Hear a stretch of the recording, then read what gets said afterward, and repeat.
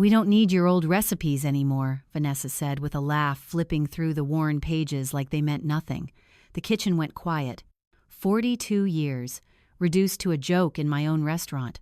I stood there still holding the book Frank and I had built together, every stain, every note, every memory. Daniel didn't say a word, not even when she pushed the binder back toward me like it didn't belong on the table anymore. That was the moment I understood. I wasn't being replaced. I had already been erased. So I made a decision they never saw coming. I sold the restaurant she thought she was about to take from me. If this moment stirred something in you, don't just scroll past. Tell me, have you ever been dismissed by someone you loved? Where are you watching from and what time is it there right now? And if stories like this speak to you, stay with me and consider subscribing. My name is Amelia Carter, and for most of my life I woke up before the sun came up, not because I had to, but because I loved what was waiting for me. The restaurant sat on the corner of Maple and 3rd in a small town where people still waved when they passed each other and where everyone knew your name whether you liked it or not. It wasn't much to look at from the outside, just a brick building with a faded green awning and a sign that had been repainted more times than I could count. But inside, it held a lifetime. Frank and I built it from nothing. Not the kind of nothing people say when they mean they had a little help. I mean real nothing. A secondhand stove that barely worked 4 mismatched tables we bought at a yard sale, and a coffee machine that groaned louder than our old pickup truck. I still remember the first day we opened. I was terrified no one would come. Frank stood behind me, his hands warm on my shoulders, and said, "If the food is honest, people will feel it." He was right. They came slowly at first. A truck driver who needed a hot meal. A young mother with 2 toddlers who just wanted a place where no one judged her. A retired couple who sat in the same booth every Friday night for years. And somehow, over time, that little place turned into something bigger than us. It became home for a lot of people. And every dish on that menu had a story. The chicken pot pie, that was Frank's idea after he said people didn't just want food, they wanted comfort. The peach cobbler, that was mine from a recipe my own mother used to make when I was a little girl standing barefoot in her kitchen. Even the way we served our coffee, strong, simple, no nonsense, that was something Frank insisted on. "Don't try to impress people," he used to say. "Feed them like you care if they come back." I wrote everything down. Every recipe, every adjustment, every note about what worked and what didn't. Over the years, that notebook became something sacred, not just instructions, but memories. And Daniel grew up in that kitchen. He used to sit on a stool near the counter, swinging his legs while I worked. Sometimes he'd sneak pieces of dough when he thought I wasn't looking. Frank would pretend to scold him, but then slip him an extra piece when I turned my back. "Don't tell your mother," he'd whisper loud enough for me to hear. Daniel had flour on his hands before he ever had homework. He knew how to crack eggs properly by the time he was 8. By 10, he could take orders from customers without writing anything down. People loved him. They'd ruffle his hair, tell him he'd run the place one day, and for a long time, I believed that too. He had his father's smile, his patience, his quiet way of listening when people spoke. After Frank passed, it was Daniel who stood beside me when I thought I might not be able to keep going. "I've got you, Mom," he said back then, and for a while he did. We fell into a rhythm, just the 2 of us. Long days, tired nights, but a shared understanding that what we were protecting mattered. It wasn't just a business. It was everything Frank had left behind. Then Daniel met Vanessa. I remember the first time he brought her in. It was a Tuesday afternoon, not too busy. She walked in like she already knew where she was going, heels clicking against the floor, eyes scanning the room like she was assessing it.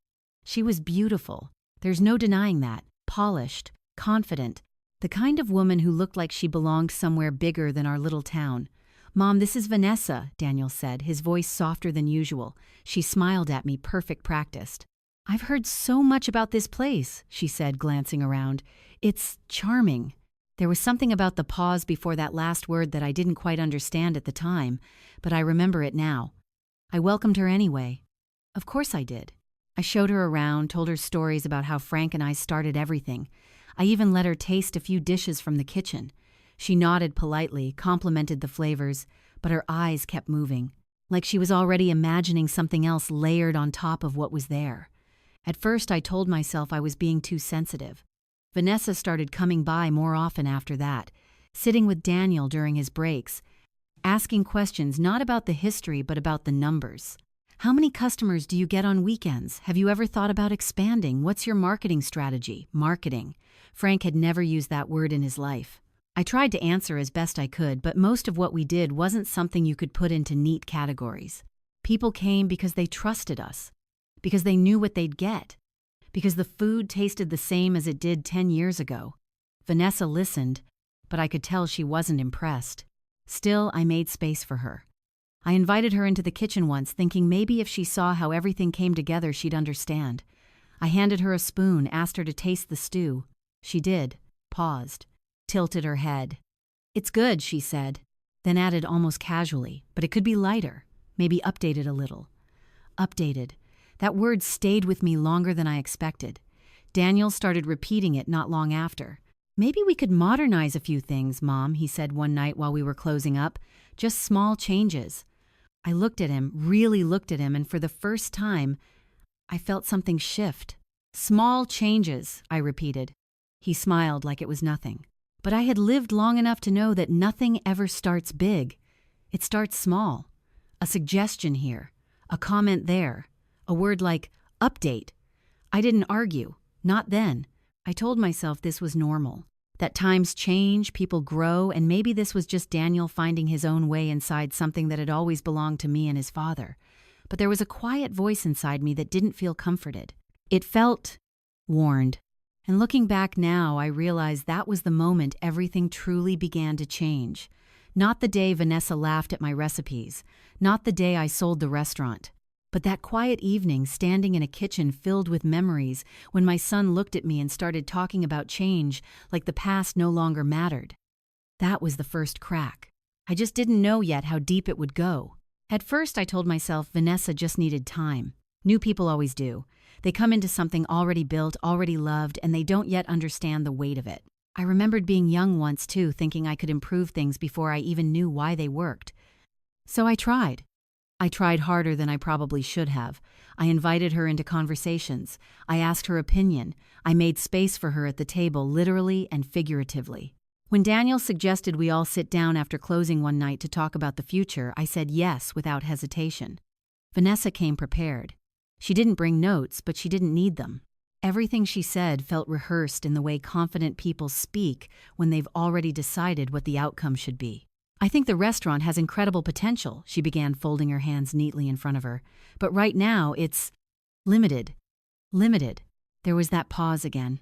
That careful choice of a word that sounded polite but carried something sharper underneath. Daniel nodded beside her. "I noticed that. I always notice everything." "What do you mean by limited?" I asked calmly. Vanessa smiled like she had been waiting for the question. "Well," she said, gesturing lightly around the room, "the branding is outdated. The menu is heavy. There's no online presence to speak of. You're not reaching younger customers. You, not we." I let that settle for a moment before responding. "We've never had trouble filling those tables," I said. "That's true," she replied quickly, "but imagine how much more you could be doing." There it was again, that word. More. More customers. More money. More attention. Frank used to say that chasing more was how people lost what they already had. I glanced at Daniel. He shifted slightly in his seat but didn't interrupt her. In fact, he looked proud. That was the first time something inside me didn't just feel uneasy. It hurt.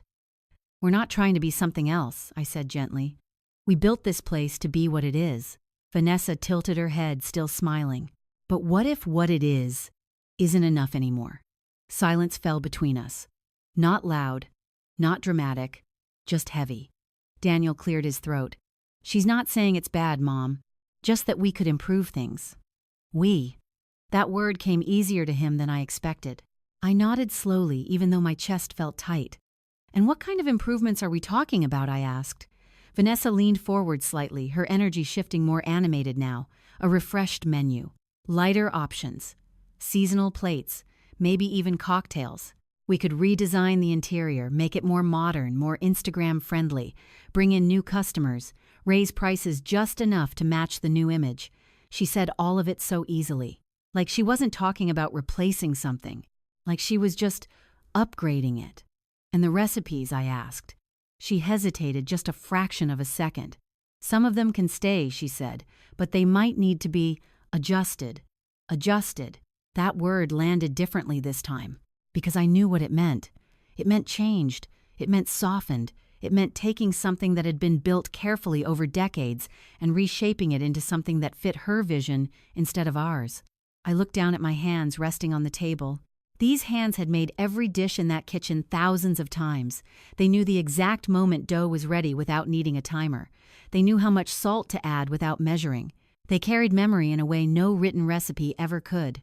And suddenly I felt like those hands were being quietly dismissed. "I'd like to try one of your dishes with a few tweaks," Vanessa added, her voice light again, "just to see what's possible." Daniel nodded. "It wouldn't hurt to experiment, Mom." Experiment. Another word that sounded harmless. Until it wasn't. I took a slow breath. "All right," I said. "We can try something small." Vanessa's smile widened just slightly. Not grateful. Victorious. That should have been my second warning. But I ignored it. Because I wanted peace. Because I wanted Daniel to feel like he had a voice. Because I believed naively that there was still a way for all of us to stand in the same kitchen without stepping on each other's hearts. The first change came the following week. It was one of our most popular dishes, chicken pot pie, Frank's recipe. Vanessa stood beside me as I prepared it, watching closely. "Maybe less butter," she suggested. "It needs that," I replied. "Just a little less," she insisted. "People are more health conscious now." I didn't argue. I adjusted. Then she suggested a different crust technique, then different herbs, then plating it differently. By the time we were done, it didn't look like Frank's dish anymore. We served it that afternoon. Some customers said it was nice. Nice. That word never used to be part of the conversation. Before they said things like, "This tastes like home," or "just like always." That day, it was just nice. I saw the difference. Vanessa didn't. Or maybe she did and just didn't care. Over the next few weeks, more changes followed. Small ones. Always small. A garnish here. A substitution there. A suggestion that turned into a decision. Daniel started backing her more openly. "I think this works better," he'd say. "We should keep this version," he'd add. And every time he did, something inside me pulled back just a little more. The staff noticed too. Lydia was the first to say something. She pulled me aside one evening, her voice low. "You okay?" she asked. I forced a smile. Of course. She didn't believe me. "You built this place," she said quietly. "Don't let anyone make you feel like you didn't." I swallowed hard. "I won't," I said. But even as I said it, I wasn't sure anymore. Because it wasn't happening all at once. That's the thing people don't understand about being pushed out of your own life. It doesn't come with a single moment you can point to and say, "That's when it happened." It comes in pieces. In conversations where your voice matters just a little less. In decisions made just slightly outside your reach. In glances between people that don't include you anymore. And one day you look around and realize you're still standing in the same place. But somehow you no longer belong there. Vanessa never raised her voice. She didn't need to. She was patient, strategic. And Daniel, he didn't betray me all at once either. He just stopped choosing me, little by little, until I could feel it, even before I could prove it.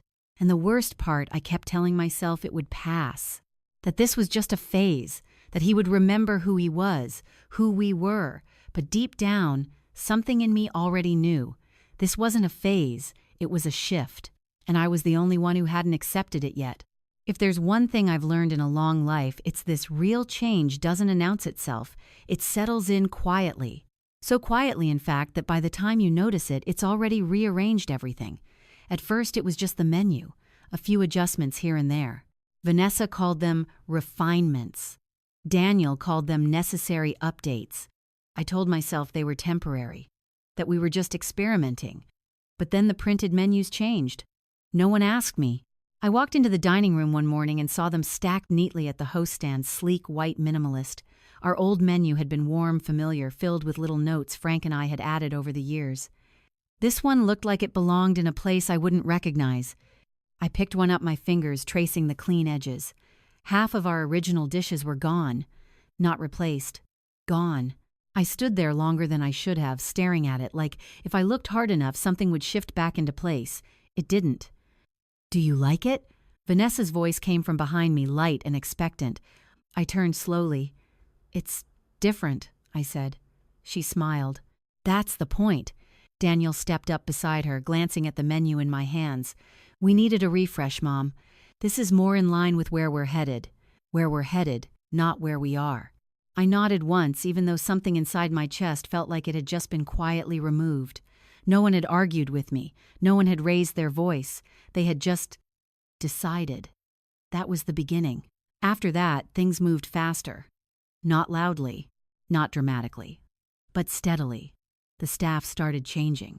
At first it was reduced hours, then schedule shifts, then conversations I wasn't included in. Martha, who had been with us for nearly 20 years, came to me one afternoon with tears in her eyes. "They said they're cutting back my shifts," she told me. "Said they need people who can keep up with the new direction." The new direction. Martha had helped raise Daniel. She used to bring him cookies when he was little, slipping them into his hands when she thought I wasn't looking. Now she was being eased out like she had never belonged there. "I'll talk to them," I said immediately. And I meant it. But when I brought it up to Daniel that night, he sighed like I was the one making things difficult. "Mom, we're just trying to optimize operations," he said. "We need people who can adapt." "She can adapt," I said, my voice tighter than I intended. "She's been here longer than anyone." Vanessa leaned against the counter, arms crossed, her expression calm. "It's not personal, Amelia," she said. "It's business." That word again. Business. As if that explained everything. As if that made it okay. "She's family," I said quietly. Vanessa's lips pressed into a thin line, almost amused. "That's exactly the problem." The room went still. I looked at Daniel, waiting for him to say something. Anything. He didn't. He just looked tired. "We can't run a place like this based on emotions," he said. Emotions. That's what it had all been reduced to. 42 years of building something with care, with love, with intention. Emotions. I felt something cold settle in my chest then. Not anger. Not yet. Something quieter. Something heavier. Understanding. I stopped arguing after that. Not because I agreed, but because I realized I wasn't being heard. And when people stop listening to you, you have two choices. You can keep talking until your voice breaks, or you can start watching. I chose to watch. That's when I began to notice the things they thought I wouldn't. The late-night conversations that stopped the moment I walked into the room, the way Vanessa would lower her voice when she was on the phone, stepping outside like she needed privacy. The paperwork, that was what caught my attention the most. One afternoon I came in earlier than usual. The office door was slightly open and Daniel was inside, flipping through a stack of documents. He didn't hear me at first. I saw numbers, charts, headings that didn't belong to anything we had ever done before. Expansion projections, renovation costs, investor outline. Investor, that word didn't belong in our world. I pushed the door open a little further. Daniel. He jumped slightly, then quickly gathered the papers into a neat stack. "Oh, hey, Mom. You're early." I could say the same thing, I replied, stepping into the room. "What's all that?" "Nothing," he said too quickly. "Just ideas. Ideas." There was that word again. "Looks like more than ideas," I said, my eyes resting on the folder. Vanessa appeared in the doorway behind me. "Just planning ahead," she said smoothly. "Thinking about what the future could look like." Future. That word felt different now. Sharper. More dangerous. "And this future includes investors?" I asked. Vanessa's smile didn't falter. "Only exploring possibilities." Daniel avoided my gaze. That was when I knew. Not suspected. Knew. They weren't just changing the menu. They weren't just adjusting recipes. They were building something else entirely. Something bigger. Something that didn't include me. Or worse, something that required me to be gone. I didn't say anything else. Not then. I just nodded slowly as if I accepted the explanation, as if I believed them. Because by that point, I understood something they hadn't realized yet. They thought I was falling behind. They thought I didn't see what was happening. They thought I was too attached, too emotional, too old-fashioned to understand the direction they were moving in. But they were wrong. I saw everything. And what I saw wasn't change. It was replacement. Not just of the food, not just of the staff, but of me, piece by piece, decision by decision, until one day, if I let it continue, there would be nothing left of what Frank and I had built. Nothing left of the life I had poured into those walls, and maybe that was their plan all along, or maybe it had grown into something they didn't fully control anymore. Either way, I realized something sitting there in that office watching my son pretend everything was fine. If I waited any longer, I wouldn't just lose the restaurant, I would lose my place in my own story. And that was something I wasn't willing to give up. The day it happened, I almost didn't go in. It was a Saturday, one of our busiest days, and Vanessa had insisted on hosting what she called a preview tasting. A small, curated event, she said. Select guests. A chance to introduce the new direction of the restaurant. She hadn't asked me to plan it. She hadn't needed to. Everything had already been arranged. I stood in my kitchen at home that morning, staring at the same blue blouse I had worn 100 times before.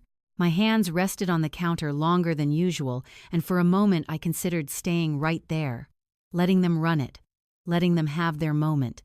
But something inside me wouldn't allow it.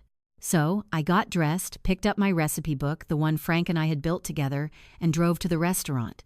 The parking lot was already filling up. That at least hadn't changed. But the moment I stepped inside, I felt it. The difference. Soft music I didn't recognize floated through the dining room. The lighting had been adjusted, dimmed slightly, warmer in tone, more curated. Tables were set differently, smaller plates, decorative touches that looked nice but felt unfamiliar. It wasn't wrong, but it wasn't ours. Amelia Vanessa's voice called from across the room. She approached with that same polished smile, dressed in a way that made her look less like part of the restaurant and more like she was hosting it. "I'm so glad you came," she said. "Came. Not you're early. Not we've been waiting. Came. I work here," I replied, keeping my tone even. Her smile didn't move. "Of course," she said lightly. "We're just doing something a little different today." I nodded, my eyes scanning the room. Some familiar faces were there, longtime customers, people who had supported us for years. But there were others too. Younger, dressed differently, holding their phones a little higher, taking pictures of the plates as they were set down. Daniel stood near the bar talking to a small group. He looked confident, relaxed in a way I hadn't seen in a long time. For a moment, I just watched him. My son, the boy who used to sit on a stool and swing his legs while I cooked, now standing in a room that felt like it belonged to someone else. "Everything's going to be served in courses," Vanessa explained, drawing my attention back to her. "Smaller portions, more refined presentation. It's what people expect now." "What people?" I asked. She gave a soft laugh. "The kind we want to attract." There it was again. That quiet separation. Them. And us. I walked toward the kitchen without responding. At least there I thought something might still feel the same. But even that hope didn't last long. The kitchen was busy, but not the kind of busy I knew. Movements were more precise, more controlled. Plates were being arranged carefully, almost delicately. Garnishes placed with intention that felt performative. Lydia stood at the center, focused, but when she saw me, something in her eyes softened. "You okay?" she asked under her breath. I nodded. "What are we serving?" She hesitated, then handed me a printed sheet. I scanned it. Course 1, Course 2, Course 3. New names, new descriptions. Only one dish stood out, chicken pot pie. But even that. "Is this Frank's?" I asked quietly. Lydia shook her head slightly. "Vanessa's version," she said. Of course it was. "Amelia," Vanessa called from the doorway. "We're about to start. I thought it might be nice if you presented one of the dishes. You know, for tradition. For tradition. Like I was part of a performance." I looked at her, then at the room beyond her. And for a moment, I almost said no. But then I thought about Frank, about everything we had built, and I realized something. If this was going to be taken from me, I wasn't going to disappear quietly. "All right," I said. Vanessa stepped aside, satisfied. I picked up my recipe book and followed her out. The room settled as I approached the front. Conversations softened. Eyes turned toward me. For a brief moment, I felt something familiar. Recognition. Respect. This restaurant. I began, my voice steady, was built on the idea that food should feel like home. A few people nodded. that every dish carries a memory, not just of ingredients, but of people, of moments, of care. I opened the book in my hands. This recipe, I said, was one of the first my husband and I ever served. I could feel Daniel watching me now. Vanessa, too. Chicken pot pie, I continued. Simple, honest, made the same way for over 40 years. There was a pause. And then, well, Vanessa's voice cut in light but unmistakable. That was the old version. The room shifted. I turned my head slowly. She stepped forward, smiling as if nothing had happened. We've updated it a bit, she added. Made it lighter, more modern. A few people chuckled politely. I felt the weight of every eye in the room. And in that moment, something inside me broke. Not loudly, not dramatically, just cleanly. Like a thread finally snapping after being pulled too tight for too long. I looked down at the book in my hands, at Frank's handwriting in the margins, at the small notes we had written together over the years, and I realized this wasn't about food anymore. It wasn't even about the restaurant. It was about respect. And I had just been stripped of it, in front of everyone. I closed the book slowly. Vanessa stepped forward, taking control of the moment effortlessly. If you'll follow me, she said to the guests, we'll begin with our first course. The room moved with her. Of course it did. I stood there for a second longer, alone in a space that used to belong to me. Then I turned, walked back toward the kitchen. No one stopped me. No one called my name. Even Daniel. And that was the moment everything became clear. Not the menu changes, not the meetings, not the paperwork. This, standing in a room full of people who once knew exactly who I was, and realizing I had just become invisible. I didn't cry. Not there. I waited until I reached the back hallway where no one could see me. Then I let the tears come. Not loud, just enough to release what had been building inside me for months. And when it was over, I wiped my face, straightened my shoulders, and for the first time since all of this began, I stopped hoping they would come back to me, because I understood something now. They weren't pushing me aside by accident. They were doing it on purpose. And if I didn't act soon, there would be nothing left to protect. That was the moment I stopped reacting and started deciding. I didn't confront them. That's what they expected. They expected tears, anger, maybe even a dramatic argument in the middle of the kitchen where everyone could watch me fall apart. But I had already done that part, alone, in a hallway where no one saw me. By the time I walked back into the dining room, my face was calm. My hands were steady. I even forced a small smile at a couple of regulars who looked at me with quiet confusion, like they couldn't quite understand what had just happened but knew something had. Vanessa was in her element, moving from table to table, explaining dishes, laughing softly, placing her hand on people's shoulders like she belonged there more than anyone else ever had. Daniel followed her lead. That was what hurt the most. Not that he agreed with her, but that he had learned how to mirror her. The way he stood, the way he spoke, the way he carried himself, like the past didn't matter as much as the future she had painted for him. I watched them for a few minutes. Then I left. Not dramatically, not loudly. I simply walked out the back door, got into my car, and drove. I didn't turn on the radio, didn't think about where I was going until I found myself parked in front of a building I hadn't stepped into in years. Green and Associates. The sign hadn't changed. Neither had the door. I sat there for a moment, hands resting on the steering wheel, staring at the reflection of myself in the glass. Amelia Carter, 67 years old, widow, mother, founder. And suddenly, uncertain of where I stood in the life I had built, I took a breath. Then I stepped out of the car and walked inside. The receptionist looked up and smiled politely. "Can I help you? I'm here to see Harold Green," I said. She blinked, then glanced at her screen. "Do you have an appointment?" "No," I replied. "But tell him Amelia Carter is here." Something in my voice must have carried weight, because she nodded immediately and picked up the phone. A minute later, I heard a familiar voice from down the hallway. Well, I'll be damned. Harold Green hadn't changed much. A little older, a little slower, but his eyes were still sharp and his handshake still firm. "Amelia," he said warmly. "It's been too long." "It has," I agreed. He led me into his office, closing the door behind us. "Now," he said, settling into his chair, "what brings you here after all this time?" For a moment I just looked at him. At the man who had helped Frank and me navigate everything from our first lease to our expansion years later.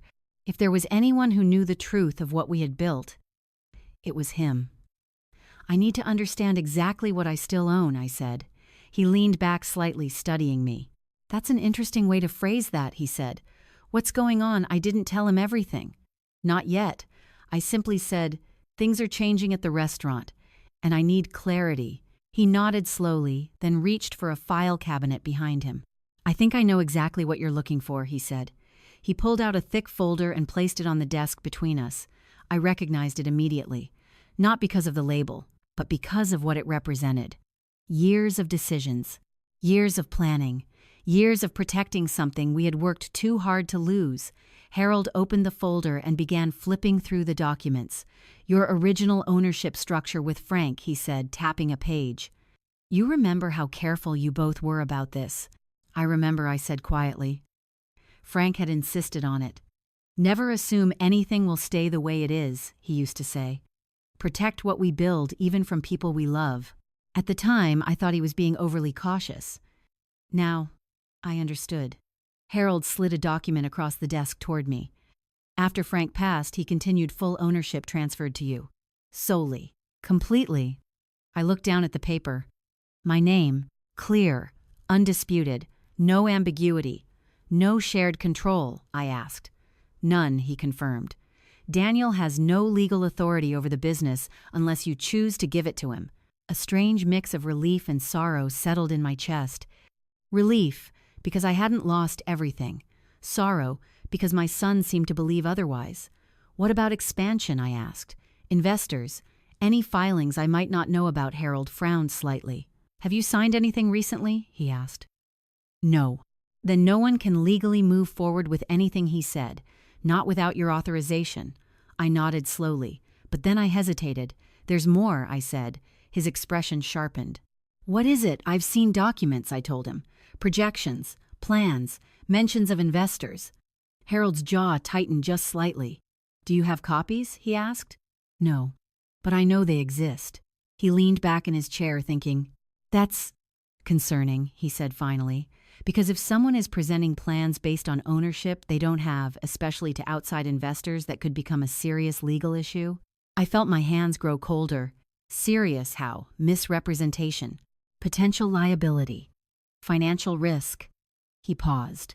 And for you, Amelia, exposure. If your business is being used without your knowledge. That was when it hit me. This wasn't just about being pushed out. This wasn't just about hurt feelings or family tension. This was something else, something bigger. They're building something, I said quietly. Without me. Harold nodded slowly.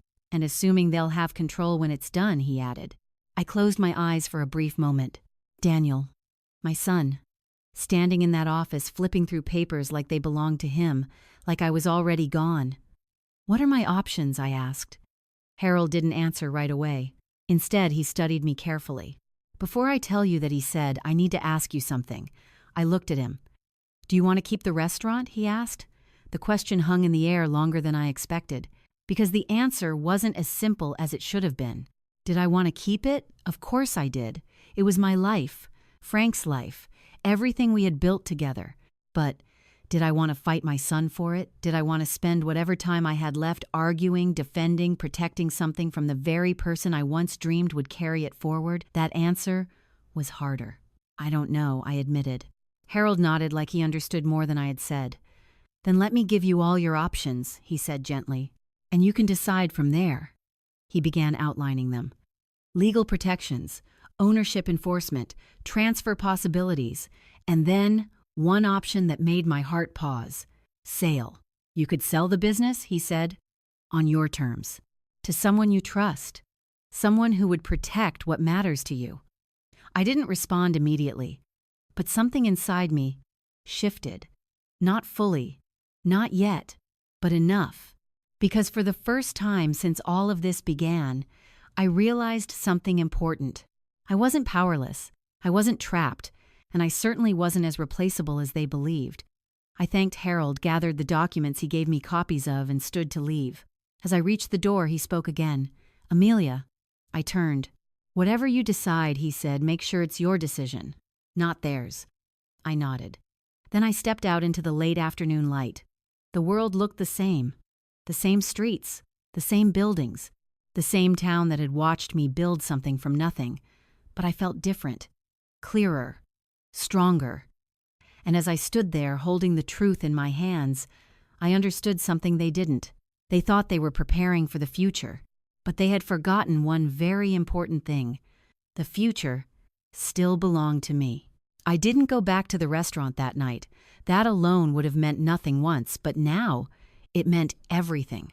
For 40 years, there hadn't been a single Saturday I didn't close that kitchen myself. It was a ritual Frank and I had built together, wiping down the counters, checking the ovens, making sure everything was ready for the next day. Even after he was gone, I kept doing it, not out of habit, but out of respect. So when I stayed home that night, sitting at my kitchen table with Harold's documents spread out in front of me, I knew something inside me had shifted for good. The house felt too quiet. It always did since Frank passed, but that night the silence felt heavier, like it was waiting for me to finally say something out loud that I had been avoiding for months. They're trying to take it.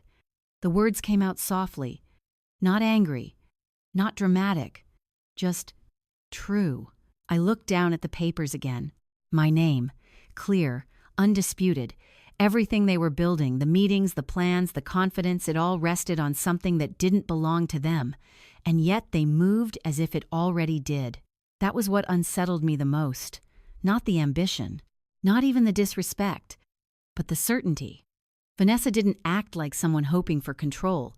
She acted like someone who believed she already had it. I leaned back in my chair and closed my eyes, replaying moments. The late-night phone calls, the hushed conversations, the documents I saw in Daniel's hands, and then something else surfaced. A name. I hadn't thought much of it at the time, just a passing mention barely noticeable. But now it stood out. Bennett. I opened my eyes. That was it.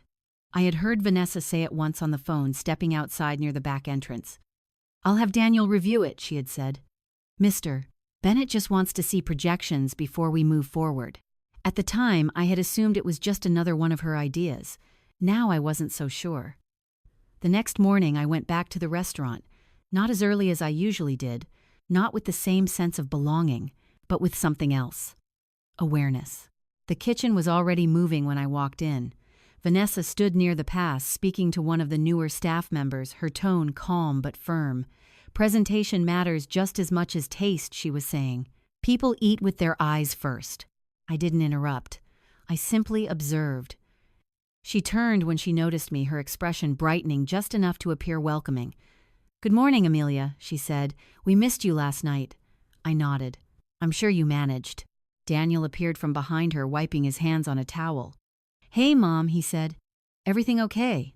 There was a time when that question would have meant something deeper. Now it felt automatic. "I'm fine," I said. And I was, just not in the way they thought.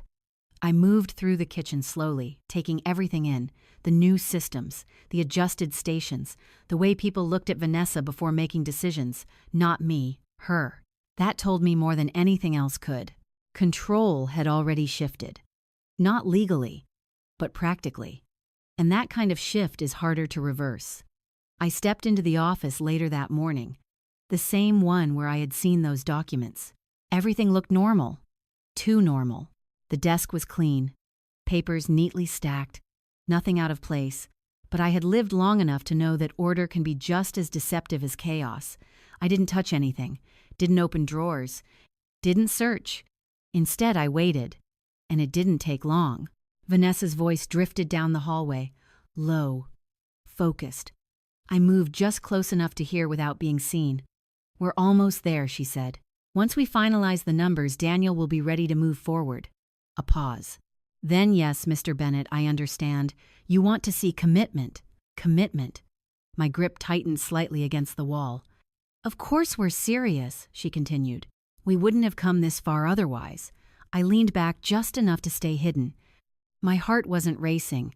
That surprised me, because instead of panic, I felt clarity.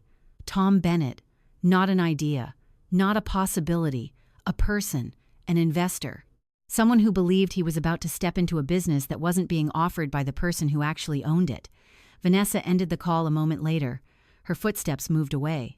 I stayed where I was for a few seconds longer, letting the reality settle. This wasn't just internal anymore. It had crossed a line, and once something crosses that line, it changes everything. I stepped back into the office quietly and closed the door behind me. Now I understood the full picture. The menu changes, the staff shifts, the quiet removal of my presence. It wasn't random. It was preparation. They weren't just trying to modernize the restaurant. They were positioning it for sale, for investment, for something bigger than what Frank and I had ever intended. And they were doing it without me. I sat down slowly in the chair behind the desk, my desk, and for the first time since all of this began, I allowed myself to think clearly, not emotionally, not as a mother, but as the owner. What were they expecting? That I would sign something eventually, that I would step aside willingly, or worse, that I wouldn't understand what was happening until it was too late. A small, almost bitter smile touched my lips. They had underestimated me, not because they thought I was weak, but because they thought I was simple, that I only understood recipes, that I only cared about tradition, that I wouldn't see the business side of what they were doing. But Frank had taught me better than that. He had taught me that building something means understanding every part of it, even the parts you hope you'll never need to use. I reached into my bag and pulled out the copies Harold had given me, placed them on the desk, right next to the clean, empty surface that had once held plans I wasn't meant to see. The contrast was almost ironic. Their plans and mine. Because now, I had one. It wasn't fully formed yet. Not detailed. Not final. But it was there. A direction. A decision beginning to take shape. I wasn't going to confront them. Not yet. I wasn't going to accuse, argue, or demand explanations. That would only give them time to adjust, to react, to try to fix what they had already set in motion. No, if I was going to act, it would be on my terms. Quietly, completely, in a way they couldn't undo. I stood up from the desk and looked around the office one last time, at the walls, the shelves, the small photo of Frank I had placed there years ago. "I've got this," I whispered softly, not to the room, to him. Then I walked out, past the kitchen, past the dining room, past the place that still carried my name in ways no one could erase, and as I stepped outside into the light, I realized something I hadn't fully allowed myself to believe before. They thought they were building a future without me, but what they didn't know was that I had already started building one without them. That evening, I asked Daniel to come by the house. Not the restaurant, not the office, my home. There are conversations you can only have where memories still live in the walls. He arrived just after 6, knocking twice like he used to when he was younger, polite, familiar, almost automatic. For a brief second, it softened something in me. "Hey, Mom," he said when I opened the door. "Everything okay?" That question again. I stepped aside to let him in. "Come in." The house still smelled faintly of cinnamon and old wood things that don't leave easily once they've settled in. He looked around as he walked in like he hadn't really seen the place in a long time. "You want something to drink?" I asked. "Water's fine." I went into the kitchen, poured him a glass, and placed it on the table where Frank and I used to sit every night after closing. Daniel sat across from me, his posture slightly tense like he wasn't sure what this was about. Good. That meant he knew something was coming. We sat in silence for a moment. Not uncomfortable, just heavy. "I saw the new menu," I said finally. He nodded, taking a sip of water. "Yeah." What do you think? I studied his face carefully. Not the words, the expression. "I think it's not mine," I said. He exhaled softly, setting the glass down. "Mom, no," I said, gently raising a hand. "I'm not here to argue." That caught him off guard. I could see it in the way his shoulders shifted like he had been preparing for something sharper. "I just want to understand," I continued, "where you see all of this going." He leaned back slightly, rubbing his hands together. "It's just growth," he said. "We've been doing things the same way for decades. Vanessa has ideas, and honestly, they make sense." "Do they?" I asked quietly. He hesitated. "Yeah," he said, though there was less certainty in it now. I let that sit between us. "Do you remember your father's first week in that kitchen?" I asked. Daniel blinked, surprised by the shift. What, he burned 3 pies in one day, I said, a small smile touching my lips. Didn't say a word about it. Just threw them out and started again. Daniel let out a soft laugh despite himself. Yeah, I remember you telling me that. He didn't try to change the recipe, I continued. He didn't blame the oven. He didn't say people's tastes had changed. I looked at him. He respected what he was building enough to learn it first. Daniel's smile faded. That's different, he said. Times are different now. Are they? I asked. He sighed, leaning forward. Mom, it's not about disrespecting what you and Dad did. It's about making sure it survives. The world isn't the same anymore. If we don't evolve, we'll get left behind. There it was. The word again. Evolve. I nodded slowly. And what does survival look like to you? I asked. He didn't answer right away. Bigger, he said finally. Stronger. More visible. More relevant. And me, I asked softly. Where do I fit into that version? That question landed harder than anything else I had said. He looked down at the table. You've done enough, he said after a moment. You shouldn't have to carry this anymore. I felt something tighten in my chest. That wasn't my question, I said. He looked up, and for the first time there was discomfort in his eyes. I just think, it's time for you to rest, he added. Rest. Such a gentle word. Such a final one. I leaned back in my chair studying him. My son, the boy who once couldn't fall asleep unless I sat beside his bed, now telling me in the calmest voice possible that my place in the life I built was over. Do you think I can't keep up? I asked. No, he said quickly. That's not what I mean. Then what do you mean? He hesitated again. And that hesitation told me more than his words ever could. I just think things need to move in a different direction, he said carefully. And that direction doesn't include me. I finished for him. He didn't respond. Because he didn't have to. The silence said it for him. I looked at him for a long moment. Really looked at him, trying to find the boy I raised inside the man sitting across from me. He was still there. I could see it in the way his fingers tapped lightly against the table when he was nervous, in the way he avoided my eyes when he knew he was hurting me. But he was buried under something else now, something louder, someone else's voice. Do you trust her? I asked. He frowned slightly. What, Vanessa? I said. Do you trust her with everything you're building? Of course I do, he replied immediately. More than you trust me? I asked. That stopped him. I didn't say that, he said. You didn't have to. He leaned back, frustrated now. Why does it have to be one or the other? He asked. Why can't this just be about making things better? Because it isn't, I said quietly. The room went still. It's about control, I continued. And you know it. That's not fair, he snapped. Isn't it? I asked calmly. Then tell me something, Daniel. I leaned forward slightly. Who makes the final decisions now? He opened his mouth, then closed it. Exactly. I didn't raise my voice. Didn't need to. You've already handed it over, I said softly. You just haven't said it out loud yet. That's not true, he insisted, but the conviction wasn't there.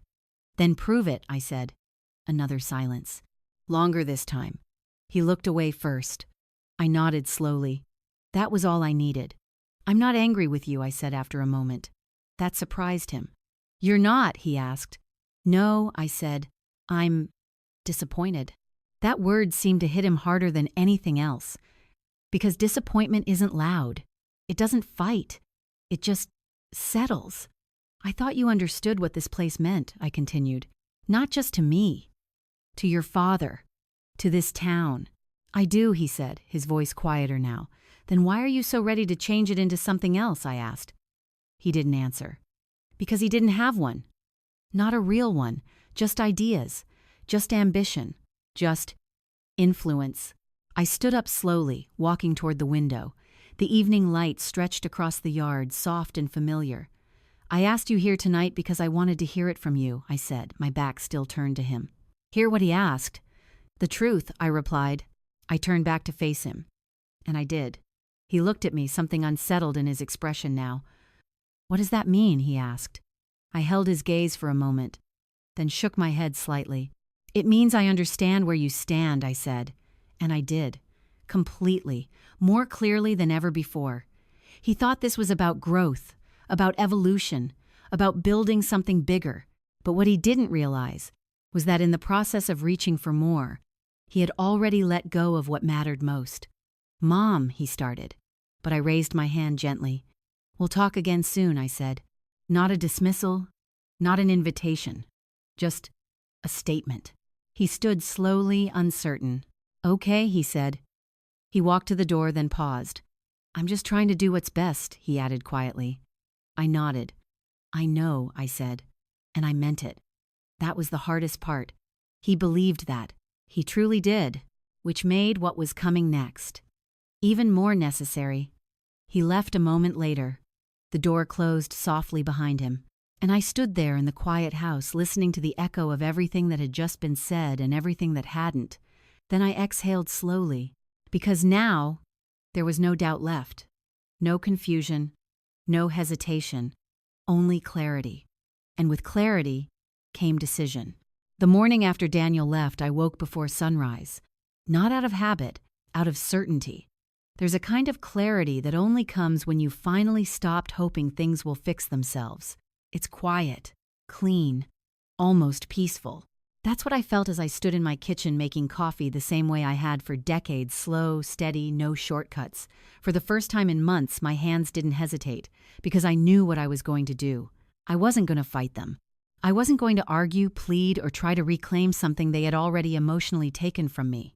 I was going to protect it. In the only way that still made sense, I picked up the phone and called Harold Green. He answered on the second ring.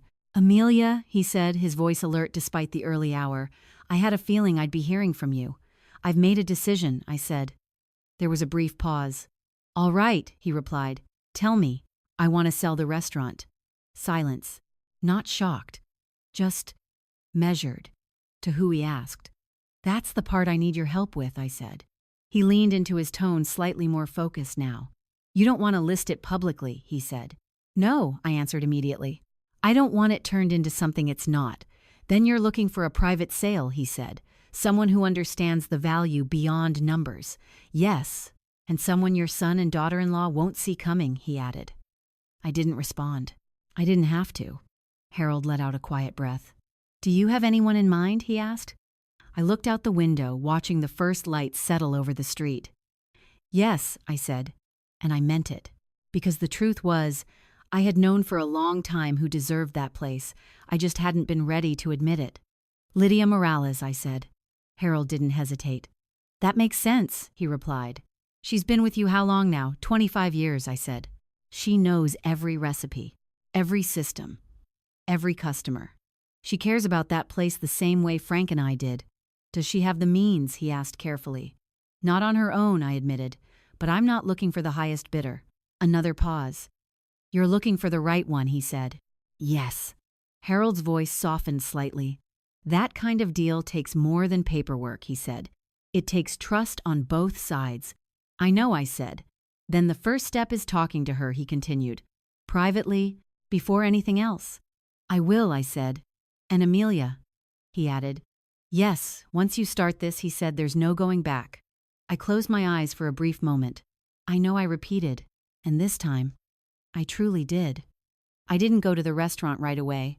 Instead, I waited until mid-afternoon when the rush had settled and the kitchen moved at a steadier pace. Lydia was exactly where I expected her to be, at the center, focused, steady, carrying the rhythm of a place she understood better than anyone. "Lydia," I said quietly. She turned surprised. "Hey," she said. "Everything okay?" I nodded slightly. "Can we talk?" I asked. She studied my face for a moment. Something in it must have told her this wasn't casual. "Yeah," she said. "Give me a minute."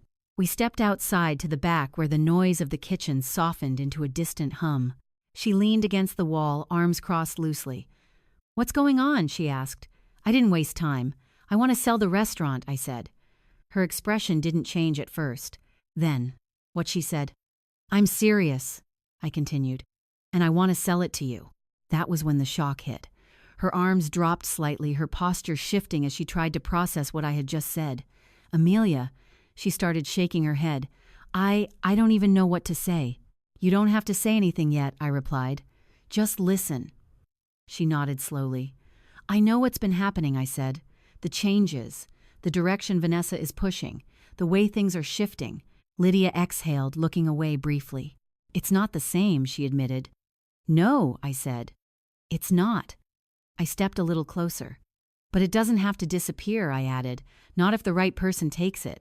She looked back at me, something deeper in her eyes now. Why me? She asked. The question was simple. The answer wasn't. Because you've never treated it like just a job, I said. You've protected it. Even when things started changing. She swallowed hard, emotion flickering across her face. I tried, she said quietly. I know, I replied. There was a silence between us. Not uncomfortable. Just full. I can't afford something like that, she said after a moment. Not on my own. I'm not asking you to, I said. Her brow furrowed slightly.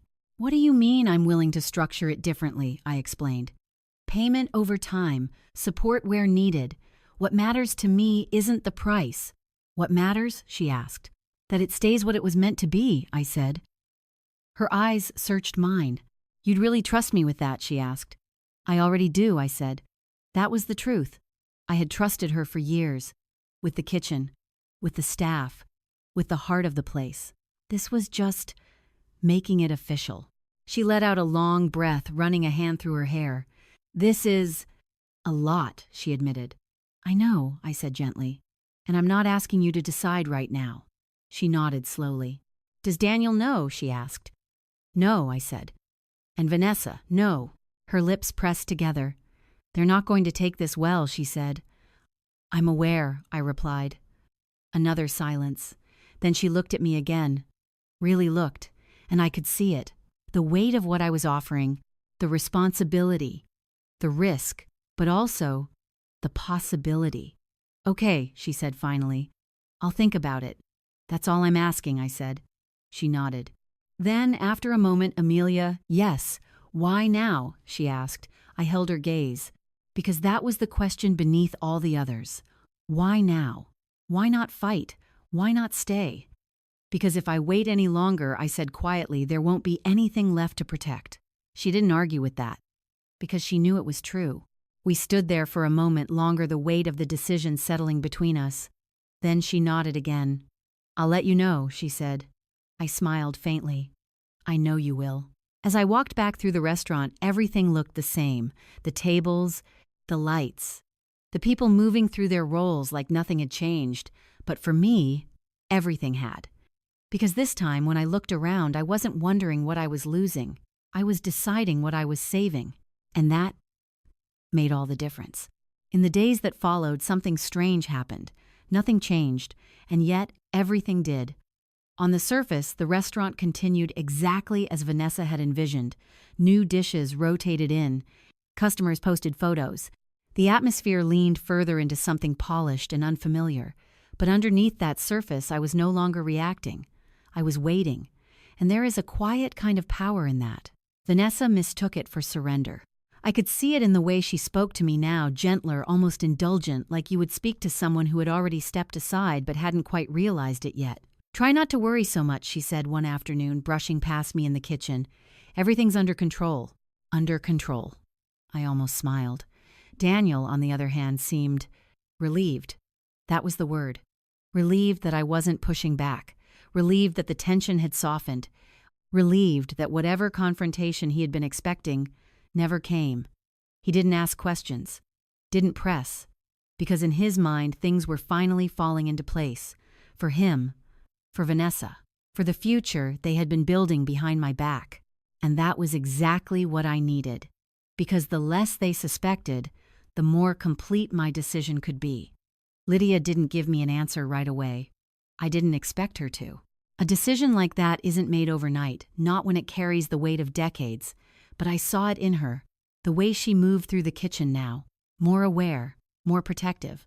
Like she already felt responsible for something that wasn't officially hers yet. That told me everything I needed to know. Still, I gave her space. Because trust isn't something you rush, it's something you recognize. Meanwhile, Vanessa's plans were accelerating. That was the word for it. Accelerating. One evening, she called for a family dinner. Not at home, at the restaurant. After closing. Just the three of us. That alone told me what it was. Not a dinner. An announcement. I arrived on time. Of course I did. Vanessa had already set the table in the center of the dining room. Candles, Clean plates, a bottle of wine opened, and breathing like this was something to celebrate. Daniel stood beside her, looking almost excited. That was what struck me the most. Excited. Like a man on the edge of something he believed would finally belong to him. "Mom," he said as I approached, "thanks for coming. I'm always here," I replied. The words landed differently than they used to, but neither of them seemed to notice. We sat down. Vanessa poured the wine. I thought it would be nice she began her tone smooth to talk about what's next. There it was. What's next? I folded my hands in my lap, waiting. She glanced at Daniel, then back at me. "We've been doing a lot of planning," she continued, "and we're finally at a point where we can take things to the next level. Next level." Another phrase that sounded harmless, until you realized what it meant. "What kind of level?" I asked. Daniel leaned forward slightly. "Expansion," he said. "Renovation. Maybe even a second location down the line." I nodded slowly. "And how do you plan to fund that?" I asked. Vanessa smiled. "We've been in talks," she said. "Of course you have." "With who?" I asked. She hesitated just briefly, then "A private investor," she said. I tilted my head slightly. "Someone I know?" I asked. Daniel shifted in his seat. "Mom," but Vanessa spoke over him. "Tom Bennett," she said confidently. "He's very interested in what we're building." There it was, out in the open. Finally. I let a small pause settle between us. "And what exactly does Mr. Bennett think you're building?" I asked. Vanessa didn't flinch. "A modern dining concept with strong local roots and expansion potential," she replied. "Well-rehearsed, polished, convincing." "And what does he think your role is in all of that?" I asked. Daniel exhaled softly. "Mom, we're just exploring options," he said. "No," I said gently. "You're not." The room shifted. Vanessa's smile tightened slightly. "What do you mean?" she asked. I looked at her, then at Daniel. "You're not exploring," I said. "You're planning." Silence, heavy this time. Because now, we were no longer speaking around the truth. We were standing in it. Vanessa leaned back slightly, crossing her arms. "And what's wrong with planning?" she asked. "Nothing," I said. "As long as it's based on reality." Her eyes narrowed just slightly. "And what does that mean?" she pressed. I didn't answer right away. Instead, I reached for my glass, took a small sip, set it back down carefully. "Then it means," I said calmly, "that you should be very sure about what actually belongs to you before you start offering it to someone else." Daniel's head lifted sharply. "Mom, what are you saying?" he asked. Vanessa's expression hardened. "I think I'm being very clear," I replied. "No," she said, her voice sharper now. "You're implying something." "Am I?" I asked. The air in the room felt tighter, more fragile, like one wrong word could shatter everything. "Are you saying we don't know what we're doing?" she challenged. "I'm saying," I replied evenly, "that you might not know as much as you think you do." Daniel stood up slightly, then sat back down restless. "Can we not do this tonight?" he said. "We were trying to share something good." Good? That word felt almost misplaced now.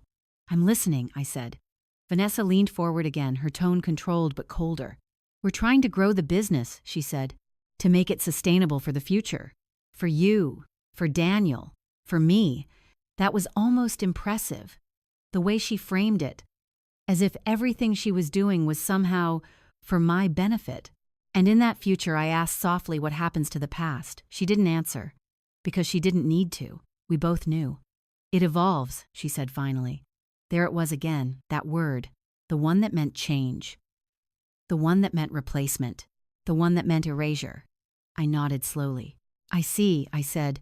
Daniel looked between us, tension building in his expression. "Mom, we just want to make sure this place doesn't get left behind," he said. I looked at him, really looked. "And for a moment," I almost told him, almost ended it right there. But something stopped me. Not hesitation. Timing.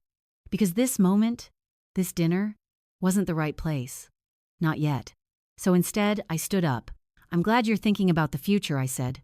Vanessa's eyes followed me carefully. "What does that mean?" she asked. I picked up my purse. "It means I said that I hope you're ready for it."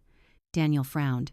"Mom, but I was already moving, walking away from the table, from the candles, from the carefully staged version of a future that didn't belong to them." Amelia, Vanessa called after me.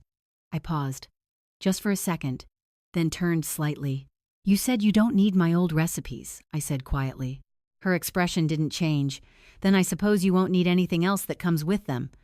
I didn't wait for a response. I walked out, left them sitting there, still believing they were in control, still believing everything was moving forward exactly as they planned. And for now, I let them, because the truth was already in motion. They just didn't know it yet. The next morning, I woke up lighter. Not happier, not relieved, just lighter. Because once a decision is made, truly made, something inside you settles. The constant questioning, the back and forth, the quiet bargaining with yourself, it all goes quiet. And in that silence, you finally hear yourself clearly. I didn't rush. That was important. There's a difference between acting out of emotion and acting with intention. What I was about to do required the second. I made my coffee, sat by the window, let the morning stretch slowly into something steady and real. Then I picked up the phone.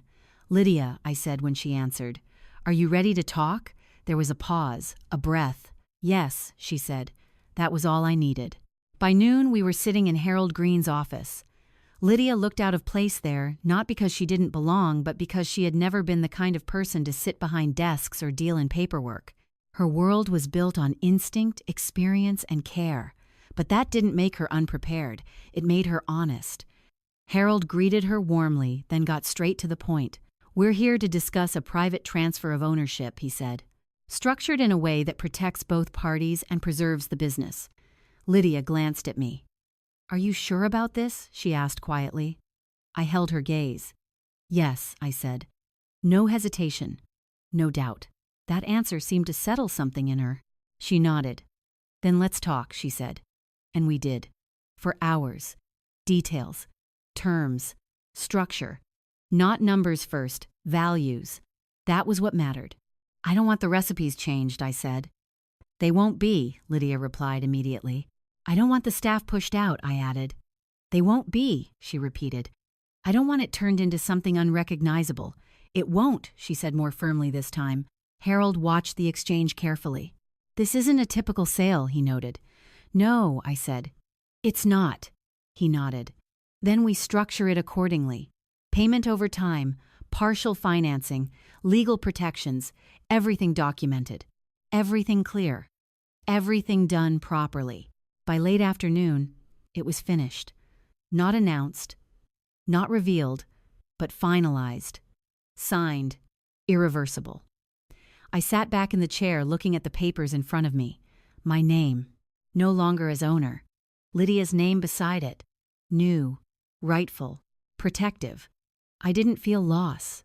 That surprised me. What I felt was peace, because I hadn't lost anything. I had saved it. We didn't go back to the restaurant together. That was intentional. This wasn't a moment for public change. Not yet. Give it a day, Harold advised. Then make it official. I agreed.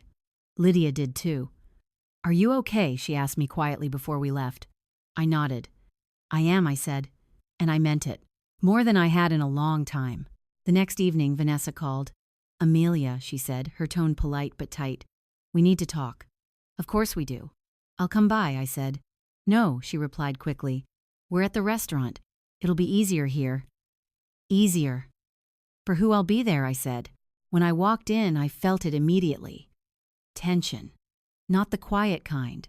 The kind that waits. Daniel stood near the bar, arms crossed. Vanessa stood beside him, her posture sharp, controlled. They had been talking. Arguing, maybe, Amelia, Vanessa said as I approached. We need to understand what you meant last night. Daniel looked at me, something unsettled in his eyes. Mom, what's going on? He asked. I set my purse down on the nearest table. Calm. Steady. I think you already know, I said. No, Vanessa replied quickly. We don't. So why don't you explain it clearly? Her tone had changed. No more softness, no more careful politeness. Good. That made this easier. I reached into my bag, pulled out the folder, and placed it on the table between us. The sound of it landing was louder than it should have been, or maybe everything just felt louder in that moment. What is that? Daniel asked. Your answer, I said. Vanessa stepped forward, opening the folder quickly. Her eyes moved across the first page, then the second. Then she stopped. Her entire expression shifted, not slowly, instantly. That's not, she started, then stopped herself. Daniel moved beside her, reading over her shoulder. I watched him. Not the paper. Him. The moment it registered. The exact second understanding replaced assumption. His face drained of color. What is this? He asked, his voice quieter now. It's done, I said. Vanessa snapped her head up. You sold it, she demanded. I met her gaze. Yes. Silence. Not the kind that fades quickly, the kind that holds. Heavy. Unavoidable. To who, Daniel asked. I didn't answer right away. I let the moment settle, let the weight of it land fully before I spoke. Lydia, I said. Vanessa let out a sharp, disbelieving laugh. You're joking, she said. I'm not. Daniel looked back down at the papers, flipping through them faster now. This can't be final, he said. There has to be. There isn't, I replied. Vanessa slammed the folder shut. You had no right to do this, she snapped. I looked at her calmly. I had every right, I said. That's not what I mean, she shot back. You knew what we were building. Yes, I said. I did, and you destroyed it anyway. No, I replied quietly. I protected what you were trying to change. That hit. Harder than anything else. Daniel ran a hand through his hair, pacing now. Mom, why wouldn't you talk to us first? He asked. I watched him. Because that question mattered. Would you have listened? I asked. He stopped. Didn't answer. Because we both knew. Vanessa stepped forward again, anger rising. This is unbelievable, she said. Do you have any idea what you've just done? Yes, I said. Do you? She pressed. We had plans. We had investors ready. We were about to take this to the next level. On what authority? I asked. That stopped her. You don't even own it, I continued. Daniel looked up sharply. Mom, no, I said, holding his gaze now. Let's be honest. The room felt smaller, tighter. You were building something, I said, using something that was never yours to offer. That's not fair, Vanessa snapped. It's accurate, I replied. Daniel's voice dropped. We were going to make it better, he said. I softened slightly, not my stance, but my tone. I know you believed that, I said. That only made it worse, because belief doesn't change truth. Vanessa shook her head, stepping back. This is sabotage, she said. You've sabotaged everything. No, I said quietly. You assumed control over something you didn't understand. Daniel looked at me, something breaking through now. Why, Lydia? He asked. Because she respects it, I said. The answer was simple and devastating. Vanessa laughed again, but there was no humor in it this time. So that's it, she said. You just cut us out. I held her gaze. You said you didn't need my recipes, I said. Her expression hardened. And now I continued, you don't have them. The silence that followed was final. Because there was nothing left to argue, nothing left to negotiate, only consequence. Daniel sank into a chair, staring at the floor. Vanessa stood rigid, her anger still burning but with nowhere to go. And me, I simply stood there. Not triumphant, not vengeful, just resolved. Because this wasn't about winning. It never was. It was about protecting something that deserved better. And now, it was done. For a long moment, no one spoke. Not because there was nothing to say, but because everything that could be said had already landed. You could feel it in the room. The shift. The collapse of something that had been built on assumption. Daniel sat there, staring at the table like if he looked hard enough, something might change. Vanessa remained standing, her posture stiff, her expression locked somewhere between anger and disbelief. And I simply waited. Because the truth doesn't need to rush. It settles. And then it demands to be faced. This isn't over, Vanessa said finally, her voice tight, controlled in that way people get when they're holding too much underneath. I tilted my head slightly. It is, I replied. No, she snapped, stepping forward again. You don't get to decide that unilaterally. I already did, I said calmly. She let out a sharp breath, pacing now, her heels clicking against the floor in uneven rhythm. This affects more than just you, she continued. There are commitments, expectations, people involved. I watched her carefully. Yes, I said. There are. Daniel lifted his head slowly. What commitments? He asked. Vanessa froze. Just for a second. But it was enough. I saw it. Daniel saw it too. Vanessa, he pressed. She turned toward him, her tone shifting quickly. Nothing you need to worry about, she said. That was the wrong answer. I could see it in the way Daniel's expression changed. Because that was the first time he realized he didn't know everything. Don't do that, he said quietly. What commitments? Vanessa's jaw tightened. We were in discussions, she said. That's all. With who? He asked. Another pause. And then Tom Bennett, she said. Daniel frowned. You said we were just exploring, he said. We were, she replied quickly. That doesn't sound like exploring, he said. The tension between them shifted. Subtly, but noticeably. And that was where everything began to unravel. Daniel, she said, stepping closer to him, lowering her voice. This isn't the time to question things. We need to focus on fixing this. Fixing this. I almost smiled, because some things can't be fixed once they've been done. What exactly were you offering him? I asked. Vanessa turned toward me sharply. That's none of your business. I held her gaze. It is, I said. It's entirely my business. She didn't respond. Because she couldn't. Not without admitting what she had done. Daniel looked between us, confusion turning into something sharper. Vanessa, what did you promise? He asked. She hesitated. And in that hesitation, everything became clear. We needed leverage, she said finally, to secure the investment. Leverage. Daniel shook his head slowly. What does that mean? He asked. It means we had to show commitment, she replied, that we were serious about taking control. Control. The word echoed in the space between us. You told him we had control, Daniel asked, his voice quieter now. Vanessa didn't answer. She didn't need to, because the truth was already there. Daniel let out a breath that sounded more like something breaking. You used the restaurant, he said. Without he stopped, because he knew. Without me. I watched him carefully. Not with anger. Not with satisfaction. Just clarity. This was the moment he finally saw it. Not as ambition, not as growth, but as something else. Something he had been part of. Without fully understanding it, we were going to make it official, Vanessa said quickly, once everything was in place. Daniel turned toward her. You said we were just planning, he said. We were planning, she insisted, planning to move forward. At what cost? He asked. That question hung in the air, because it wasn't just about money anymore. It was about everything. Vanessa's composure cracked just slightly. You're acting like I did something wrong, she said. Daniel stared at her. You did, he said. The words were quiet, but they landed. Hard. For a moment she didn't react. Then, this is because of her, she said, gesturing toward me. She's turning you against me. I didn't move, didn't speak, because this wasn't my moment anymore. This was theirs. Daniel shook his head. No, he said.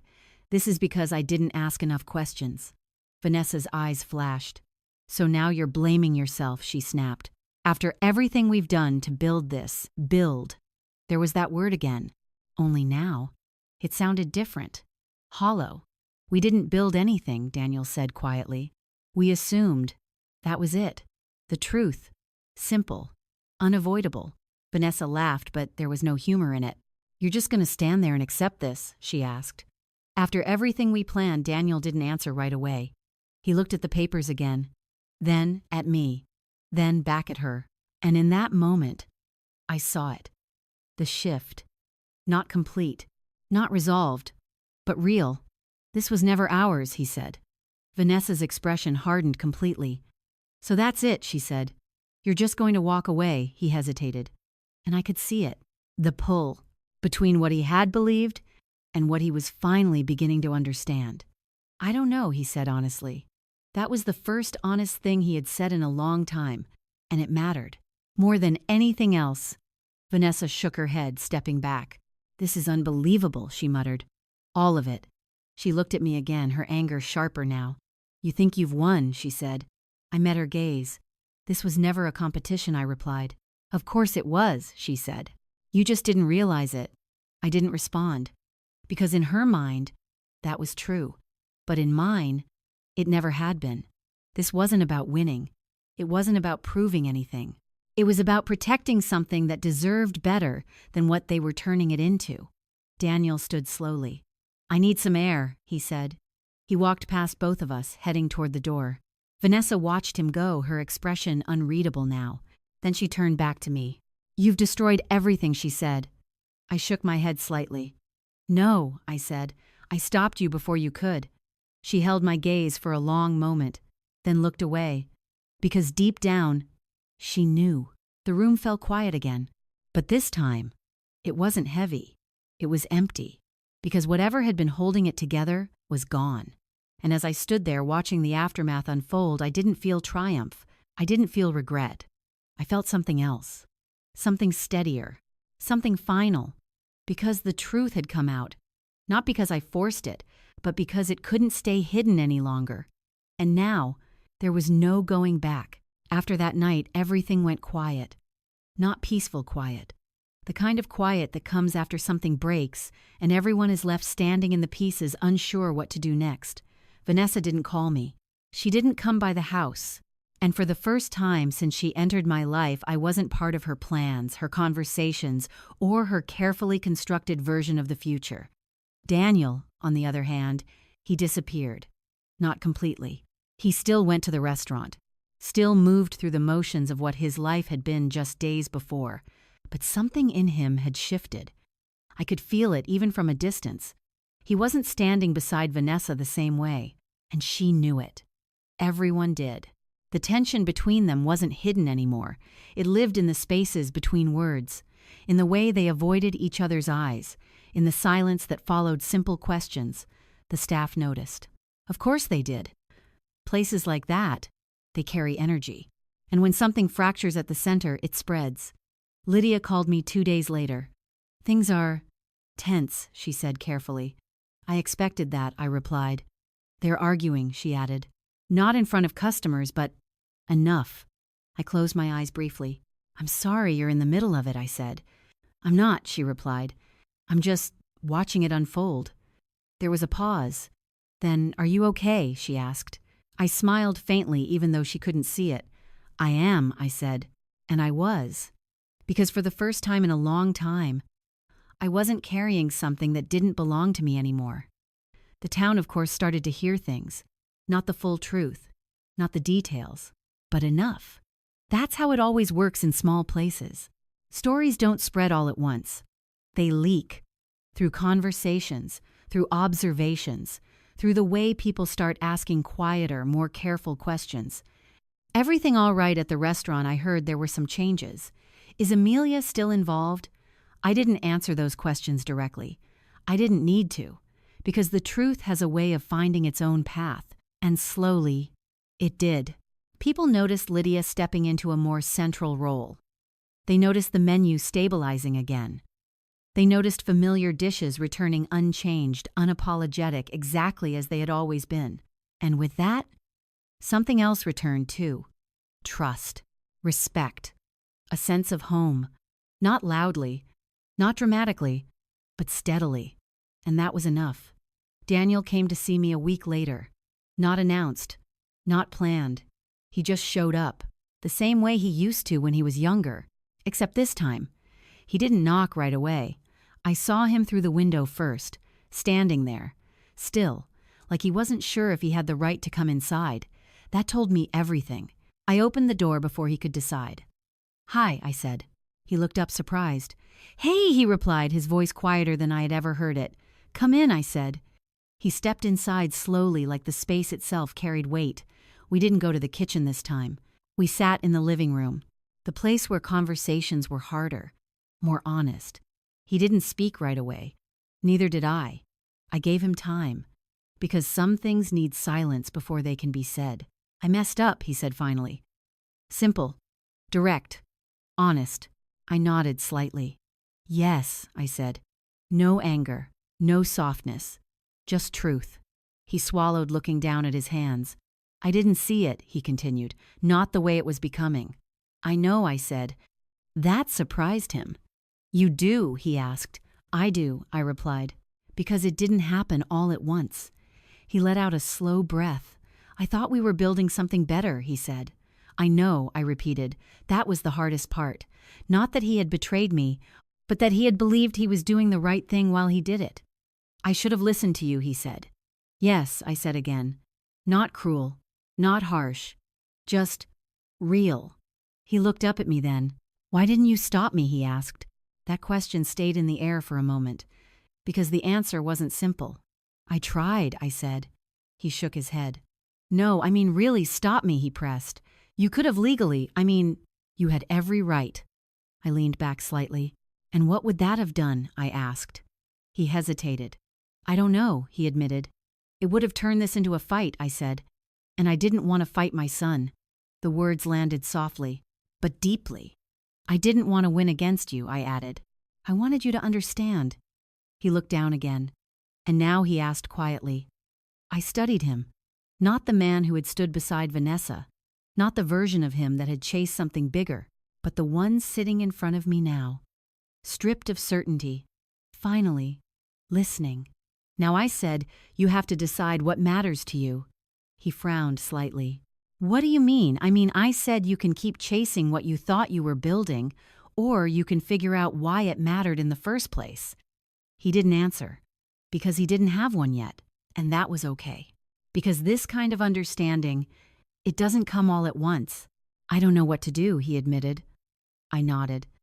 That's honest, I said. He looked at me again. Do you hate me? He asked. That question? That one hurt. Not because of what it meant, but because he thought it was possible. No, I said. He blinked like he hadn't expected that.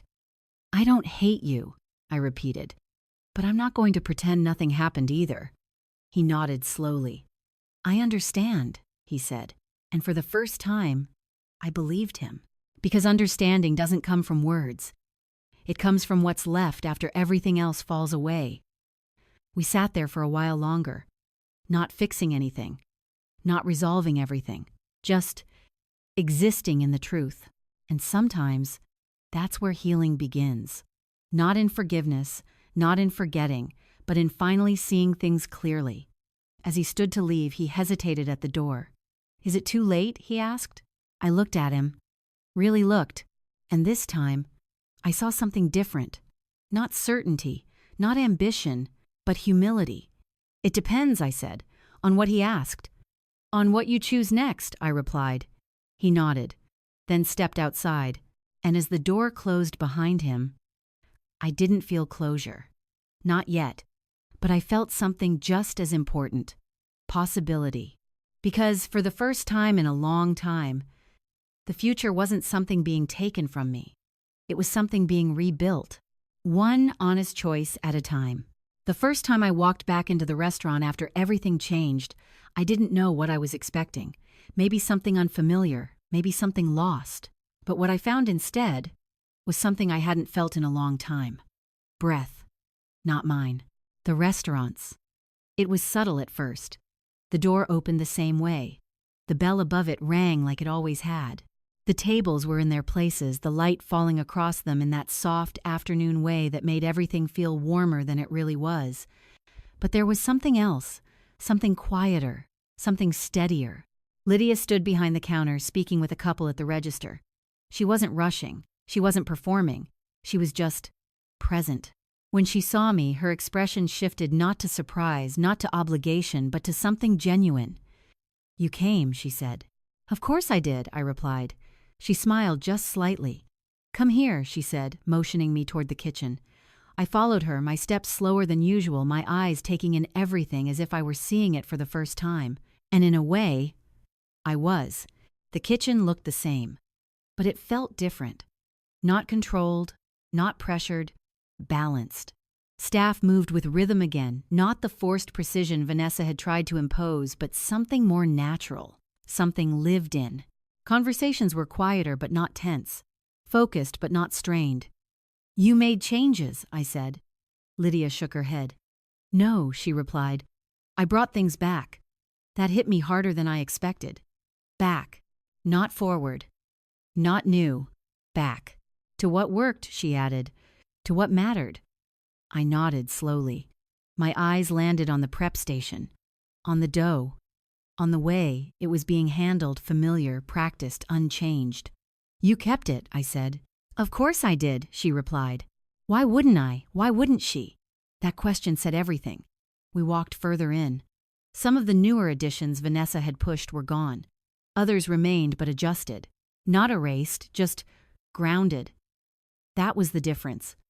Not rejection. Balance. You didn't throw everything out, I noted. No, Lydia said. Not everything was wrong.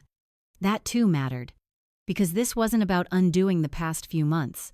It was about correcting the direction, without losing what could still belong. We stepped back into the dining room. It was fuller now. Not louder. Just fuller. And the people sitting there, they looked comfortable. That was the word. Comfortable. Not impressed, not curious. At home. An older couple waved when they saw me. Amelia, the woman called, we heard you might come by. I smiled, walking over. I couldn't stay away for too long, I said. She laughed. Well, we're glad something feels right again, she replied. Something feels right again. I glanced around the room, and for the first time since all of this began, I felt it too. Not ownership, not control. Something better. Relief. Daniel didn't come that day, or the next, but I heard about him. Of course I did. Small towns don't keep quiet about things like this. He's been helping out in the mornings, Lydia mentioned casually one afternoon. Has he? I asked. She nodded. Not leading, she added. Just working. That mattered. More than she probably realized. Because there's a difference between showing up to take control and showing up to learn. I didn't rush to see him. That was important. Some things need space. Not distance. Space. To settle. To reshape. To mean something different than they did before. A few days later I arrived early. Earlier than I had since everything changed. The sky was still pale, the air quiet. And when I stepped inside, I saw him. Daniel stood near the prep table, sleeves rolled up, hands covered in flour. For a moment, I didn't move. I just watched. Because something about that image, it reached back further than everything that had happened. Further than Vanessa. Further than the arguments. Further than the plans. Back to something simpler. Something real. He looked up and saw me. Froze. Just for a second. Then straightened. Hey, he said. Hey, I replied. Neither of us moved right away. The space between us wasn't heavy anymore, but it wasn't easy either. Not yet. You're early, he said. So are you, I replied. A small pause. I've been coming in before the rush, he said, helping Lydia prep. I nodded. I heard.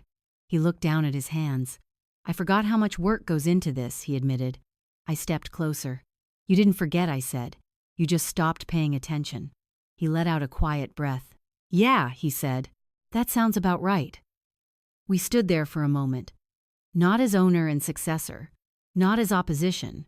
Just as people trying to find their way back to something that had been lost. I'm not asking for anything, he said suddenly. I looked at him.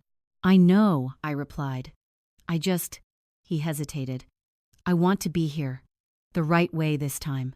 The right way. That was new. That was different. And it mattered. That's not something you say, I said. That's something you show. He nodded. I know, he said. And again, I believed him. Not completely. Not yet. But enough. Enough to see that something had shifted, that he wasn't standing in the same place anymore. And neither was I. Vanessa never came back. Not to the restaurant. Not to me. I heard things. That she was angry. That she was blaming. That she was trying to figure out what went wrong, but I didn't involve myself in any of it. Because some endings don't need closure. They just need distance. That evening, I sat alone at one of the tables. Not working, not managing, just sitting, watching the room, the movement, the life of a place that had outgrown the conflict it had been pulled into. Lydia walked by, setting down a plate in front of me. I looked at it. Chicken pot pie. Frank's recipe. Untouched, unchanged, perfect. I picked up my fork, took a bite, and for a moment, everything stilled. Not because time stopped, but because something inside me finally settled. This was what it had always been about. Not control, not ownership, not even legacy in the way people talk about it, but care, the kind that doesn't need to prove itself. The kind that doesn't need to evolve into something else to be valuable. The kind that simply endures. I set the fork down slowly and smiled, because I hadn't lost anything. Not really. I had just let go of the part that no longer belonged to me. And in doing that, I had protected everything that still did. People think endings come with a clear moment. A final conversation, a door closing, a line you can point to and say that's where it changed. But real endings don't work like that. They unfold quietly, in small shifts. In the way something that once felt heavy suddenly doesn't anymore. That's how mine came. Not the night I sold the restaurant. Not the moment Vanessa realized everything was gone. Not even when Daniel stood in my doorway and admitted he had been wrong. It came later, on an ordinary afternoon, when I realized I no longer needed to go back there every day. That was the difference. For over 40 years, that place had been my center, my responsibility, my identity in ways I never questioned. But now, it wasn't something I had to hold together anymore. And instead of feeling empty, I felt free. Not detached, not distant, just free. I still visited, of course, not as the owner, not as the one everyone looked to for decisions, but as someone who belonged there in a different way. Lydia never treated me like I had been replaced. That mattered. She made space for me without handing anything back, which is exactly what respect looks like. You don't have to ask to be here, she told me once, handing me an apron like it was the most natural thing in the world. I smiled. I know, I said. And I did. Because belonging isn't about ownership. It never was. Daniel came by more often. Not every day. Not consistently. But enough. And when he did, he worked. Really worked. Not directing. Not suggesting. Just doing. There's something humbling about going back to where you started and realizing you still have things to learn. I saw that in him, in the way he listened more, spoke less, in the way he asked Lydia questions he once would have answered himself. He didn't try to reclaim anything, and that was the first step. Because you can't rebuild trust by taking, only by showing up differently. We didn't fix everything between us. That's not how this works. Relationships like ours don't snap back into place. They settle into something new. Something more honest, less assumed, more chosen. Can I come by Sunday? He asked one evening. For dinner, he added quickly. Not the restaurant. I looked at him for a moment. Sunday dinners had been our tradition for years, before everything, before Vanessa, before the tension, before the distance. Yeah, I said. He nodded, relief flickering across his face. Okay, he replied. That was all. No big moment, no emotional speech, just a step. And sometimes that's enough. Vanessa never reached out. Not once. I heard through others that she had moved on quickly. New plans, new opportunities, new people to impress. That didn't surprise me. People like her don't stay where they can't control the outcome. And for the first time since she entered my life, I didn't feel anything about it. Not anger, not resentment, not even relief, just distance. Because whatever she had brought into our lives, it was gone now, and it no longer had a place in mine. A few weeks later, Lydia asked me something unexpected. Have you ever thought about writing them down? She said. What? I asked. Your recipes, she replied. All of them, properly. I smiled. They're already written down, I said. She shook her head. I don't mean for the kitchen, she said. I mean for people. That made me pause. For people, I repeated. She nodded. You've got stories in there, she said, not just instructions. I looked down at my hands, at the lines that had formed over years of work, of repetition, of care. Stories. She was right. Every dish had one. Every recipe carried something more than ingredients.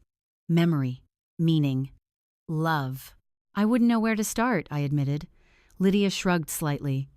Maybe that's the point, she said. You get to figure that out now. Now. That word felt different than it used to. Less urgent. More open. I nodded slowly.